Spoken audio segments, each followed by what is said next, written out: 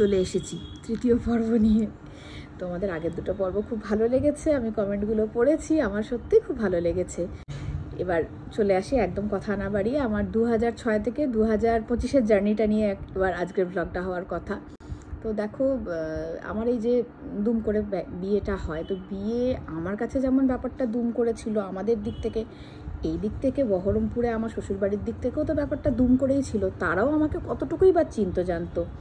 ওই একবার আমি এসেছিলাম এই বাড়িতে, মা দেখেছিল, তাও তখন সেজমা দেখেনি। তো আমাকে যেমন একটা নতুন পরিবেশে মানিয়ে নিতে হবে, নতুন মানুষজনের সঙ্গে, তাদের কাছেও আমি নতুন, তাদেরকেও আমার সঙ্গে মানিয়ে নিতে হবে। মানে এই মানিয়ে নেওয়াটা কিন্তু দুপক্ষকেই করতে হয়। যেমন একটা মেয়েকে নতুন পরিবেশে গিয়ে মানাতে হয় নতুন মানুষজনের সঙ্গে, সেও তো নতুন, সেই মানুষগুলোকেও তো সেই মেয়েটার সঙ্গেও মানিয়ে নিতে হয়। একটা ছোট্ট ঘটনা শেয়ার করি, সেই ঘটনাটা শেয়ার করলেই তোমরা বুঝতে পারবে যে আমার মানিয়ে নিতে কতটা সুবিধা বা অসুবিধা হয়েছিল। আমার যেদিন বিয়ে হয়, বিয়ের পরে আমি সেদিনই কিন্তু আমরা বহরমপুর চলে আসি, মানে পরের দিন না।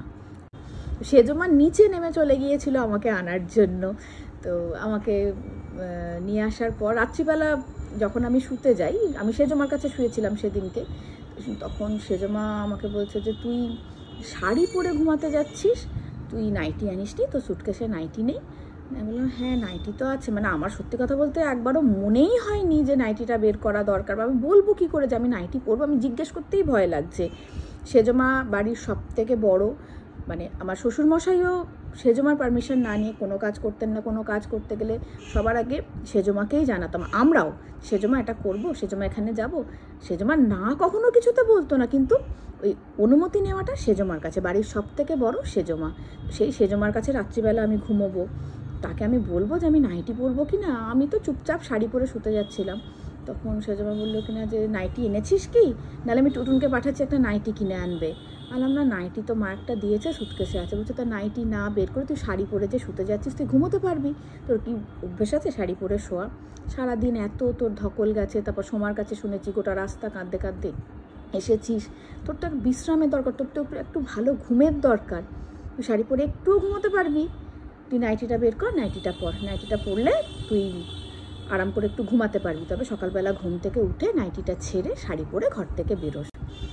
সেজমার মুখে এই কথাটা শুনে মানে এক নিমেষে আমার যে ভয় জড়তা, যে মানে একটু যা দ্বিধাবোধ ছিল, যা ছিল সব কেটে গেল। আমার মনে হলো যে এই মানুষটাকে আমি সব কথা বলতে পারবো, আমার কোনো মানে ভয় পাওয়ারই দরকার নেই, আমার কোনো রকম কোনো সংকোচেরই দরকার নেই, আমি সেজমাকে বোধহয় সব বলতে পারবো। তখনও কিন্তু মায়ের সাথে আমার খুব একটা কথা হয়নি, বেশিক্ষণ তো হয়নি তখনও আসা, কিন্তু ওই কয়েক ঘন্টার মধ্যে সেজমা আমাকে বুঝিয়ে দিয়েছিল যে আমি কিন্তু এবারের বউ না। কেন আর একটা কথা সেজমা বলেছিল যে সোমার বিয়ে হয়ে গেছে, সেই জায়গায় তুই এসেছিস, তুই কিন্তু এবারের মেয়ে, বউ না। তো এই দুটো কথা, মানে সত্যি কথা বলতে তুমি বাড়ির বউ না, তুমি বাড়ির মেয়ে, এইটা বলা আর এটা সত্যি সত্যি মানা, তাকে মেয়ে হিসাবেই ট্রিট করা, দুটো এক ব্যাপার না। সেটা আমি পেয়েছিলাম। মানে ভাত সেজমা বাড়তো, আমি খেতাম, বললে বিশ্বাস করবে না, এটাই হতো। আমাকে তো ভাত টাত বাড়তে দেখেছো অনেক পরের দিকে, যখন সেজমার হাত টাত ভেঙে গেল, সেজমার হাতের আর অতটা জোর ছিল না, তখন আমি ভাত বাড়তাম। প্রথমের দিকে কিন্তু আমাকে কোনো দিন এগুলো কিছু করতে হয়নি, বলতো দেখ সুইটি যতদিন পারছি আমাদের করতে দে, একদিন দেখবি আমরা পারবো না, তখন কিন্তু সব তোকে করতে হবে, যতদিন আমরা পারছি ততদিন আমাদের করতে দে, আটকাস না। আর আমাকে প্রথম দিনই বলেছিল আমি কিন্তু এই তুমি বলতে পারবো না, নাম ধরে ডাকবো, বৌমা টৌমা না, আমি কিন্তু নাম ধরে ডাকবো আর তুই তোকারি করবো। তো আমার এটা খুব ভালো লেগেছিল। আমি বললাম হ্যাঁ সেজমা তুমি আমাকে তুই তোকারি করো। বলে আর একটা কথা তোকে বলে দিই সুইটি, টুটুন আর বুকুন, আমার ভাসুরের ডাকনাম বুকুন, টুটুন আর বুকুন এরা দুজনেই আমাকে বৌদি বলে, তুই আমাকে সেজমা বলিস, তুই আর আমাকে বৌদি বলিস না। আমি ঠিক আছে, আমি তোমাকে সেজমাই বলবো। তারপরে সেজমার সঙ্গে সম্পর্কটা প্রথম দিনেই যতটা সহজ হয়ে গিয়েছিল, মায়ের সঙ্গেও সম্পর্কটা ততটাই সহজ হয়ে গিয়েছিল। দেখলাম যে মানে তোমরা এখন ব্লগে দেখতে পাও, তো আমিও দেখলাম যে মানে আরে মা তো পুরো মাটির মানুষ। তবে আমি শ্বশুরমশাইকে কিন্তু খুব ভয় পেতাম, আমার শ্বশুরমশাই কিন্তু একটু রাগী মানুষ ছিলেন। আর মানে আমার বাবার কাছে আমি যতটা সহজ ছিলাম, শ্বশুরমশাইকে আমার বেশ ভয় লাগতো। মাও আমাকে সুইটি বলেই ডাকতো, সুইটি বলেই ডাকে, কিন্তু বাবা বৌমা বলে ডাকলেই না, হ্যাঁ বাবা যাই, বাবা মানে সন্ধেবেলা বেশ বৌমা চুল টুল আঁচড়ে সিঁদুর পরে টিপ পরে পরিষ্কার শাড়ি টাড়ি পরে বেশ বসে থাকবে সন্ধেবেলা সেজে গুজে টিপটাপ হয়ে, বাবা এগুলো খুব পছন্দ করতো। তো পরের দিকে দেখেছি যে বাবার না ওইটা ওপরই, বাবা কিন্তু প্রকৃতপক্ষে রকম রাগী মানুষ না, ভীষণ নরম মনেরই একটা মানুষ। পরের দিকে মানে বাবার একবারে নয়নের মণি হয়ে গিয়েছিলাম আমি, বৌমা ছাড়া বাবা কিছু বুঝতো না। আমি একটা ছোট্ট ঘটনা বলি, আমরা হরিদ্বার বেড়াতে গিয়েছিলাম, আমরা ছোটো মামারা একই টিম, আমরা ছোটো মামারা হরিদ্বার বেড়াতে গিয়েছিলাম, সেটা ছিল হরিদ্বার, দেরাদুন, মুসৌরি এইসব ছিল, ঋষিকেশ। তো 7 দিনের ট্রিপ ছিল, 7 দিন না 8 দিনের ট্রিপ ছিল। আমি প্রত্যেক দিন ফোন করতাম, বাবাকেই ফোন করতাম, মোবাইল বাবার কাছে থাকতো, বা ল্যান্ড ফোনে ফোন করলেও বাবাই ফোন তুলতো, ল্যান্ড ফোনের কাছে যে খাটটা পাতা থাকতো ওখানেই বাবা থাকতো, যে বাবা ফোন তুলতো, কথা টথা রোজই হতো, প্রথমে বাবার সাথে হতো, তারপরে মা সেজমার সাথে। আমি যেদিন ফিরেছি স্টেশন থেকে গাড়ি করে এসেছি, টাটা সুমো করে এসেছি, অনেক লাগেজ টাগেজ ছিল বলে টাটা সুমো বলা হয়েছিল। দিয়ে এবার গাড়িটা যে দাঁড়িয়েছে, বাবা না এরমভাবে দরজাটা খুলে আমার হাত ধরে আমাকে টেনে নিয়ে আমার হাতটা এরকম বগল দাবা করে বলছে চলো ঘরে চলো, এমনি করে আর যাবে না তো 7-8 দিনের জন্য। বাড়ি যেন একবারে খা খা করছে, ভালো লাগছে না, কিছু ভালো লাগছে না। 7-8 দিনের জন্য এরকম করে বেড়াতে যায় কেউ? বিচ্ছিরি লাগছে, এরকম করে বেড়াতে যাবে না, 2-3 দিনের জন্য যাবে। আমার একদম ভালো লাগছিল না, বৌমা নেই বাড়িতে, বাড়ি একবারে যেন একবারে খা খা করছে। অভিক বলছে কি হলো ব্যাপারটা? আমরা এখানে থেকে গেলাম, সুইটিকে হাত ধরে বাবা নিয়ে চলে গেল, মানে বাবারই ব্যবহারে সৌভিকও অবাক হয়ে গিয়েছিল, অমন রাশভারী মানুষটা, রাগি রাগি মানুষটা এতটা ভালোবাসে সুইটিকে। তো এগুলো আমার জীবনের পরম পাওয়া। আমি বাবা মা সেজমা সবার কাছ থেকে যে ভালোবাসা যা স্নেহ পেয়েছি, সেজমার কাছ থেকে আমি প্রত্যেক মাসে হাত খরচ পেতাম। সেজমা আমাকে প্রথমেই বলেছিল যে এই হাত খরচটা যতদিন সোমা ছিল সোমাকে দেওয়া হয়েছে, সোমা চলে যাওয়ার পরে তুমি এ বাড়ির মেয়ে, এটা তোমার প্রাপ্য। প্রত্যেক মাসে সেজমা আমাকে হাত খরচ দিত, মানে লাস্ট পেনশন যেটা সেজমা তুলেছিল সেখান থেকেও আমি কিন্তু হাত খরচ পেয়েছিলাম। আর মানে প্রথমের দিকে যতটা আমি ওদের ওপর ডিপেন্ডেন্ট ছিলাম, শেষের দিকে ওরা ততটাই আমার ওপর ডিপেন্ডেন্ট হয়ে গেছিলো, মানে ব্যাপারটা পুরো একদম মানে ঘুরে গিয়েছিলো। সেজমাই বলতে সে সুইটি এটা করবো, তুই মতামত দে। মানে আমি যে ওদের এই বিশ্বাসের জায়গাটা অর্জন করতে পেরেছিলাম বাবার কাছে, সেজমার কাছে, মায়ের কাছে, এটাই বোধহয় আমার জীবনের সবথেকে বড় পাওয়া। আর কি জানো তো, আমাকে যেমন আপন করে নিতে হবে, ওদেরকেও তো আপন করে নিতে হয়, তো আমাকেও সেই জায়গাটা তৈরি করতে হবে যাতে ওরা আমাকে আপন করে নিতে পারে, আর ওদেরও সেই জায়গাটা আমাকে দিতে হবে যাতে আমি ওদেরকে আপন করে নিতে পারি। আমার শ্বশুরবাড়ির প্রত্যেকে, দিদির কথা আমার আলাদা করে কিছু বলার নেই, দিদি কোনোদিন আমাকে ভাইয়ের বউ বলে ভাবে না, এবং অনেকেই ভুল করে দিদি বোনের জন্য, তোমরা 2 বোন, মানে দিদিও বলে এটা আমার বোন, কখনো এটা আমার ভাইয়ের বউ বলে কখনো কাউকে পরিচয় দেয় না। আমিও বলি এটা আমার দিদি, আর ননদ বলতেই কেমন লাগে, মানে 2 বোনের মতোই আমরা থাকি। দিদি আমাকে সেই স্নেহটাই দিয়েছে। তো আমি যখন গাড়িতে আসছি কাঁদতে কাঁদতে, দিদি আমার মাথায় এইভাবে হাত বোলাচ্ছে, দিয়ে বলছে আর কাঁদিস না মা, আর কাঁদিস না, তোর কষ্ট হচ্ছে, একটু জল খাবি, এইভাবে আমাকে মানে ওই যে স্নেহের পরশটা, মানে কি বলবো, ওগুলো তো মানে ওই বিচ্ছিন্ন ছোট ছোট মুহূর্তের ঘটনা, কিন্তু এইগুলো এতটাই ডিপ যে এগুলো আমার সারা জীবন মনে থাকবে। তো আমাদের এই জমজমাট ফ্যামিলিটা, প্রথম মানুষটা চলে গেল 2021 সালে, আমার শ্বশুর মশাই, সেপ্টেম্বর মাসে। আর 2022-এ আমি আমার বাবাকে হারালাম, সেটাও সেপ্টেম্বর মাসে। 2023-এ সেজমাকে হারালাম, সেটাও সেপ্টেম্বর মাসে। 21, 22, 23 এই 3টে বছরের 3টে সেপ্টেম্বর আমাদের কাছে মানে ভয়ঙ্কর 3টে সেপ্টেম্বর।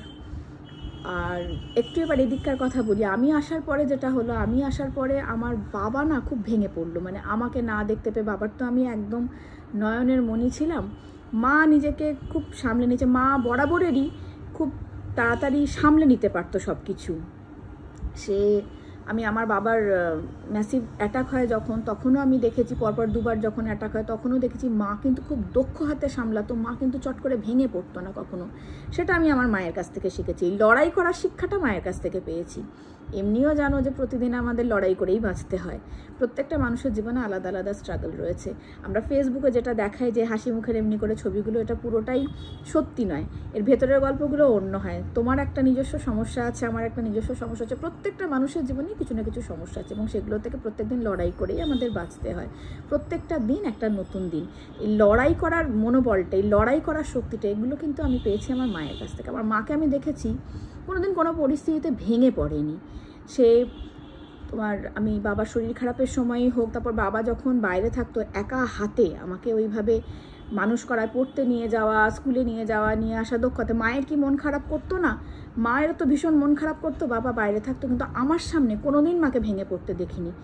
মা জানতো যে আমাকে এটা করতে হবে, কারণ বাবা ওখানে চাকরি সূত্রে আছে, তা আমাকে এদিকটা সামলাতে হবে, আমার ওপর পুরোটাই দায়িত্ব, আমাকে এগুলো পালন করতে হবে। এই লড়াই করাটা আমার মায়ের কাছ থেকে শেখা। আর তারপরে যেটা বলছিলাম, তো বাবা তারপরে না শরীরটা খুব ভেঙে গেল বাবার। বাবা বারে বারেই অসুস্থ হয়ে পড়তো। অসুস্থ হয়ে পড়া মানে সে গুরুতর অসুস্থ, বাবাকে নার্সিংহোমে ভর্তি করতে হতো। এবার তখন যখন ফোন আসতো সঙ্গে সঙ্গে আমি বেরিয়ে যেতাম এবং সঙ্গে সঙ্গে বাড়ির সবাই মানে টুটুন তুই তাড়াতাড়ি ব্যবস্থা কর, সুইটিকে নিয়ে হাওড়া যা, বেয়াই মশাই অসুস্থ হয়ে পড়েছেন। তো মানে সব সময় ওরা সাপোর্ট করতো। দিয়ে তো আমার যখন বাবি হবে, আমার যখন 7 মাসের প্রেগনেন্সি চলছে, আমি 7 মাসের প্রেগনেন্ট, তখন বাবা আবার এরকম অসুস্থ হয়ে পড়লো। দিয়ে অসুস্থ হয়ে পড়লো, তখন মা ফোন করে যখন বললো যে বাবাকে ইমিডিয়েটলি অ্যাডমিট করতে হবে, তখন আমি তো কান্নাকাটি শুরু করে দিয়েছি। তখন একটা দোটানা শুরু হয়েছে যে সুইটিকে নিয়ে যাওয়া হবে না নিয়ে যাওয়া হবে না। তখন আমি 7 মাসের প্রেগনেন্ট। দিয়ে তখন ওই একটা দোটানা চলছে। তখন আমাকে সেজো মা বাবা 3 জনেই বললো না, সুইটিকে নিয়ে যাওয়া হবে, সুইটিকে গাড়িতে শুইয়ে নিয়ে যা, ও যদি ওর বাবাকে না দেখে ও কিন্তু ভেঙে পড়বে, বাবাকে দেখলেই ও ভালো থাকবে, কিচ্ছু হবে না, ঠাকুর সহায় আছেন, ও গাড়িতে যাক, ওকে শুইয়ে নিয়ে যাবি, ওকে নিয়ে যা, বাবাকে না দেখলে ও কিন্তু অসুস্থ হয়ে পড়বে। তো ওরা তো বলতেই পারতো যে না, এখন এই মুহূর্তে আমরা বাড়ির বউকে ছাড়বো না, এই অসুস্থতা তুই যা টুটুন, একা যা, সুইটি কিন্তু যাবে না। 1 মিনিটের জন্য ওরা কেউ বলেনি। আমি সেই অবস্থাতেও হাওড়া গেছি, সে ছোটো মামা গিয়েছিল সঙ্গে, আমি গোটা রাস্তা শুয়ে শুয়ে গেছি। ঠাকুরের কৃপায় আমার কিছু হয়নি, আমি ভালোভাবেই আবার ফিরে এসেছিলাম। বাবাকে 4 দিনের মাথায় নার্সিংহোম থেকে ছাড়া হয়েছিল। এবার আস্তে আস্তে কী হলো বলো তো, আস্তে আস্তে বাবি বড় হতে লাগলো, বা সৌভিকেরও দোকানে দায়িত্ব বাড়লো, আমার শ্বশুরমশাইয়েরও বয়স বাড়ছে। বাবা আগে যেমন দোকানে বসতো, বাবা শখ করেই দোকানে বসতো, কারণ আমাদের দোকানটা কিন্তু মানে সৌভিক আর চানুদারি করা।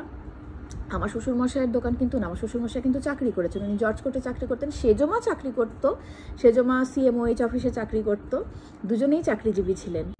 তো বাবা আগের মতো আর দোকানে অতটা বসতে পারতো না, বাবারও শরীর ভাঙছে। এবার বাবার শরীর খারাপের খবর শুনে ওই দুম করে ছুটে চলে যাওয়াটা একটু একটু করে মানে অসুবিধাজনক হয়ে উঠছে। তখন সেই জায়গা থেকে আর বাবার শরীর আরও খারাপ হচ্ছে। একটা সময় গিয়ে বাবার হাঁটার ক্ষমতাটা আস্তে আস্তে কমতে লাগলো, স্পাইনাল কর্ডের সমস্যা, বড় বড় ডাক্তার দেখানো হলো, তো সেটা তো মানে বয়সজনিত সমস্যা, তার মধ্যে গলব্লাডারে স্টোন অপারেশন হলো। তখন আমি একটা সৌভিকের সঙ্গে আলোচনা করে দৃঢ় সিদ্ধান্ত নিলাম যে আর বাবাকে মাকে কিন্তু রাখা যাবে না, বাবাকে মাকে বহরমপুরে নিয়ে আসতে হবে, কেননা আমি এইভাবে বারে বারে তো ছুটে যেতে পারছি না, আমার কাছে থাকলে ওরা ভালো থাকবে আমার কাছাকাছি। এটা একটা খুব বড় সিদ্ধান্ত ছিল আমার। এই সিদ্ধান্তটাকে সফল হতে গেলে সবার আগে কিন্তু আমার সৌভিকের আর বাকি সবার সাপোর্টের দরকার ছিল। তো একদম এক বাক্যে প্রত্যেকটা মানুষ আমার শ্বশুরবাড়ির বলেছে, মা, সেজমা, বাবা, যে একদম ঠিক সিদ্ধান্ত নিয়েছিস, এখানে নিয়ে আয়, এই বাড়িতেই থাকুক পর্যন্তও তারা বলেছে। কিন্তু প্রথমত তো আমি মাকে রাজি করাতে পারিনি, আমার মা কিছুতেই এই সিদ্ধান্তে রাজি হয়নি, বললো না, আমি হাওড়া ছেড়ে কোথাও যাব না, আমি এতদিনের এই বসতি ছেড়ে, আমি এতদিনের বসবাস ছেড়ে, আমার লোকজন ছেড়ে আমি বহরমপুরে চলে যাব, আমি কোনো মতেই যাব না। তো মানে একটা দীর্ঘ মেয়াদি মাকে বোঝানোর পরিকল্পনাটা চলা, বাকিদেরকে সুজিত কাকুকে ফোন করে বলা যে কাকা তুমি একটু বোঝাও মাকে। আমার বাবা কিন্তু রাজি ছিল, আমার বাবা বলেছিল না, আমি মেয়ের কাছেই যেতে চাই, আমি মেয়ের কাছে গিয়েই থাকতে চাই। এবার মায়ের ওখানে প্রেশার বাড়ছে, বাবা একেবারে পুরোপুরি মানে হাঁটাচলা তখন প্রায় বন্ধ, সমস্ত কিছু মাকে করতে হচ্ছে। অনেক বোঝানোর পর অবশেষে মা রাজি হলো। তখন সিদ্ধান্ত নেওয়া হলো যে মাকে আর বাবাকে আমি পার্মানেন্টলি হাওড়া থেকে বহরমপুর নিয়ে চলে আসব। তো সিদ্ধান্তটা শোনার পরে আশেপাশের মানুষজন তো মানে একবার সে নড়ে গিয়েছিল, বৌদি আর দাদা চলে যাবে এখান থেকে। কিন্তু সবাই এটাও স্বীকার করেছিল যে সুইটি সিদ্ধান্তটা ঠিক নিয়েছে, সৌভিক সিদ্ধান্তটা ঠিক নিয়েছে, ওখানে গেলে ওরা ভালো থাকবে। এবার এখানে নিয়ে আসার আমার বন্ধু পাপিয়ার বাড়িটা তখন একদম নতুন, একতলাটা আমি মাকে নিয়ে এসে, মা একদিনের জন্য এসেছিল, এসে বাড়িটা দেখে মায়ের পছন্দ হয়েছিল, দিয়ে বলেছিল ঠিক আছে আমি এই বাড়িতে থাকতে রাজি। তো ওই বাড়িতেই মা আসার পরে ওই বাড়িতেই উঠেছিল, সেই বাড়িতেই এখনও থাকে। আসার পরেও একটা মানে সে নতুন স্ট্রাগল।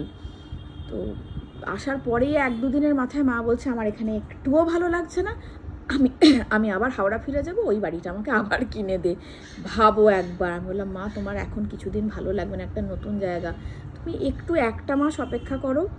তারপরে যেটা হলো সেটা হচ্ছে যে আমার মায়ের এখন ওই পাড়ায় পরিচিতি, হেন কোনো লোক নেই যে আমার মাকে চেনে না। আমাকে চেনে না, সুইটির মা, আবার অনেকে হাওড়া বৌদি বলে, হাওড়ার বৌদি, কে সুইটি তাই চেনে না, কিন্তু সুইটির মাকে চেনে। দিয়ে বলে ওই যে সুইটির মা, এই যে সুইটি, আমাকে দেখিয়ে পরে বলে এই যে এটা সুইটি, আমি ওরই মা। মানে এতটাই পরিচিতি, মানে হাওড়ায় যে জিনিসটা মা ছিল সেটা বহরমপুরে এসে ওই চত্বরেও হয়ে গেছে, সবার সঙ্গে চেনা জানা। রোজই শুনি আজ এর বাড়িতে পুজো আছে নেমন্তন্ন, আজ ওর বাড়িতে সেই আছে নেমন্তন্ন। আর বাবা কিন্তু এখানে আসার পর বাবার শরীর আগের থেকে অনেকটা ভালো হয়ে গেল, বাবা মানসিকভাবে এত চাঙ্গা হয়ে উঠলো না, মানে চাইলেই মেয়েকে, নাতনিকে, জামাইকে দেখতে পাচ্ছে, এটা বাবাকে মানে এতটাই মানসিক দিক থেকে শান্তি দিল, আনন্দ দিল। আমার বাবা কিন্তু মানে যে হাঁটা চলাটা পুরো বন্ধ হয়ে গিয়েছিল, বাবা তখন নিজে নিজে বাথরুম টাথরুম যেতে পারা সেগুলো কিন্তু বাবা পারতো, মানে নিজেরটুকু বাবা পারতো। তো এইভাবেই চলছিল। দিয়ে তারপরে 2022-এ বাবাকেও হারালাম। বাবার শেষের দিকে 3টে মাস বাবা খুব কষ্ট পেয়েছিল। তো আমার মাথার উপর থেকে একটা একটা করে ছাতা সরে গেছে। আমার শুধুমাত্র আমি এই বাড়ির লোকজনের কথাই বললাম, শুধু এই বাড়ির লোকজন না, আমার শ্বশুরবাড়ির সকলে, মায়ের বাপের বাড়িতে মায়েরা 8 ভাই বোন, এই 8 ভাই বোনের মধ্যে মা বড়, বাকি যে 7 মামা মাসি আছে তারা প্রত্যেকে এত ভালো। আমি যখন প্রথমবার ব্যারাকপুর যাই, বিয়ের 15 দিনের মাথায় গেছিলাম, বড় মামা শ্বশুরের ছেলের পৈতে ছিল, তো আমাকে বরণ করে তোলা হয়েছিল, একদম সে নতুন বউ যেভাবে ঢোকে ওইভাবে আমাকে বরণ করে তোলা হয়েছিল। আর শ্বশুরবাড়ির দিকেও বাবাদের, মানে শ্বশুরবাড়ির এদিকেও মানে বাবাদের দিকেও যত জেঠু জেঠিমা, ভাসুর, ননদ যারা আছে তারা প্রত্যেকেই এত ভালো। তোমরা দেখে থাকবে অনেকেই ব্লগে এখনো পর্যন্ত, তারা প্রত্যেকে বলে দূর ও আমাদের ভাইয়ের বউ নাকি, ও তো আমাদের বোন। প্রত্যেকে মানে সত্যি ভাগ্য করে এমন একটা শ্বশুরবাড়ি পেয়েছে যেখানে আমাকে কিছু অ্যাডজাস্ট করতে হয়নি, আপনিই সব কিছু সুন্দরভাবে অ্যাডজাস্ট হয়ে গেছে। আর এত রুচিসম্পন্ন মানুষজন, যে মানে পরিবেশটাই খুব ভালো, যে আমার জার্নিটা সহজ এরাই করে দিয়েছে, আমাকে বিশেষ কোনো বেগ পেতে হয়নি। একটা জিনিস আমি কিছুই পারতাম না, জানো তো, কাজকর্ম কিচ্ছু পারতাম না। রান্নাবান্নার দিকে তো একবারে ঢ্যাঁড়স ছিলাম, প্রত্যেকটা জিনিস আমি হাতে ধরে মার, সেজমার কাছে শিখেছি। রুটি করা সেজমা আমাকে শিখিয়েছে, তারপরে লুচি বেলা মা শিখিয়েছে, এগুলো সব মা সেজমার কাছেই শেখা। একদম তাদের আমি কোনোদিনই বৌমা ছিলাম না, আজও নই, আমি তাদের কাছে মেয়ে। তো ঠাকুর করে এই সম্পর্কটা যেন সারা জীবন এভাবেই থাকে। এই ছিল জার্নি, কতটা গুছিয়ে বলতে পারলাম জানি না। আর একজনের কথা শেষে আবারও বলবো, সেটা হচ্ছে সৌভিক। কিছুতে আমার সব কিছুর মূলে এই মানুষটা। সৌভিকের সাপোর্ট ছাড়া, সৌভিকের পাশে থাকা ছাড়া আমি কখনোই এই জায়গায় আসতে পারতাম না। ঘটি বাটি পাশে থাকলে ঠোকাঠুকি লাগবে, এতটাই কি পিকচার পারফেক্ট ফ্যামিলি? কখনো কি কিছু মনোমালিন্য হয়নি? তাই কখনো হতে পারে? অবশ্যই হয়েছে, মানুষ তো। এত কিছুর মধ্যেও নিশ্চয়ই হবে যে কখনো কখনো মতের অমিল বা কিছু, কিন্তু সেটা কাটিয়ে ওঠা, ঝগড়া হওয়াটা বড় কথা না, ঝগড়া হওয়ার পরে কত তাড়াতাড়ি আমরা আবার নিজেদের মধ্যে সব কিছু ঠিক করে নিচ্ছি সেটাই। আমার আর মায়ের সঙ্গে কি কোনো দিন খিটিমিটি লাগেনি? তাই কখনো হতে পারে? তাহলে তো আমরা সে একবারে মানুষ না দেবতা হয়ে যাব। মানুষ হলে তো একটু মতের অমিল হবে, স্বামী স্ত্রীর মধ্যে যেমন ঝামেলা, শ্বশুর সেরকম শাশুড়ি বৌমার মধ্যে হবে না? নিশ্চয়ই হয়েছে, মতের অমিল হয়েছে, আমার কোনো কথা মায়ের পছন্দ হয়নি বা মায়ের কোনো কথা আমার পছন্দ হয়নি, এটা তো খুব নর্মাল ব্যাপার। কিন্তু সেটা একটা দুটো কথার পরে কত তাড়াতাড়ি আমরা নর্মাল হয়ে যাচ্ছি, কত তাড়াতাড়ি আবার স্বাভাবিক ছন্দে ফিরে আসছি, সেটাই হচ্ছে সব থেকে বড় কথা। আমি হয়তো কিছু একটা হটটক হয়েই গেল, 5 মিনিটের মধ্যে ও মা রাগ করলে নাকি? না রাগ করিনি, যা। কিংবা মা হয়তো কিছু একটা বলে কী রে সুইটি তুই রাগ করেছিস? না মা রাগ করিনি। তুমি ওরম করে বললে কেন? বলবে না কিন্তু, আর ব্যাস এটুকুর মধ্যেই ব্যাপারটা মিটিয়ে নিতে হয়। তো বললে গল্প শেষ হবে না। তাহলে এটুকুই থাক আজকে, আর একটা পর্বই বাকি থাকলো, সেটা ছোট্ট পর্ব, এবং তার সঙ্গে আমি কমেন্টগুলো পড়ে দেবো, কেমন? তাহলে এখনকার মতো টাটা, কমেন্ট করে অবশ্যই জানিও যে কেমন লাগলো।